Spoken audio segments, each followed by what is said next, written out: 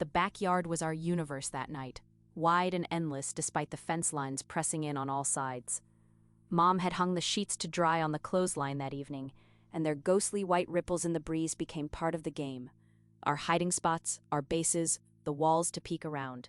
A few houses over, someone's radio played soft guitar strums and voices crooning a love song, but we paid no attention. Timmy was it, gripping his flashlight like it was Excalibur, while swiveling the beam across the yard.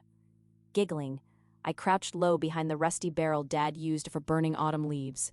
My pulse quickened every time the beam came close, lighting up the overgrown dandelions and Dad's worn-out lawn chairs. I was sure he'd see me, but Timmy was focused on catching Julie, who gave herself away by tripping on the garden hose and shrieking. Julie always tripped, but somehow it made the game feel more alive.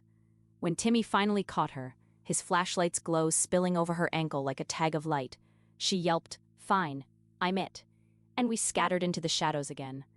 As the evening wore on, our energy melded with the hum of the cicadas.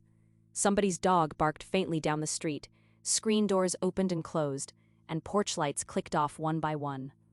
The world beyond the backyard seemed sleepy and far away from our tiny galaxy of flashlight beams and stifled laughter. Those summer nights always felt infinite, but they were gone in a blink, taking childhood's endless magic with them. It started with Greg daring us to play a round of flashlight tag after dinner, and before we knew it, we were assembling in his side yard. The lawn was patchy in places, but better than mine, and his dad didn't yell when we trampled a flower bed or left sneaker prints in the mud. Greg divided us into teams, his voice a comically serious low growl, while he explained the rules as though they were written by lawyers. As soon as he shouted, "Go," the familiar thrill began, a race to outwit one another in the glow of flashlights. I darted behind Mrs. Hensley's hydrangea bushes, my socks already damp from the sprinkler Greg forgot to turn off. Shadows flickered across the fences as teammates whispered warnings.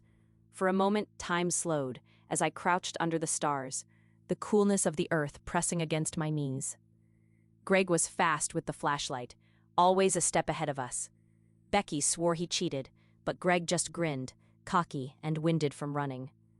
Mrs. Hensley appeared once, holding her cat, unamused at our noise, but she sighed and went back inside once she saw we meant no harm. Eventually, Greg called it quits himself, flopping into the grass with a long, satisfied groan. One by one, we joined him, passing the flashlight around and shining it on the constellations above us. I still remember the warm hum of the night crickets, the breeze caught in the leaves, and the sense that the world was impossibly big and small all at once. Those nights taught us nothing except how to be kids together, but I think that was enough.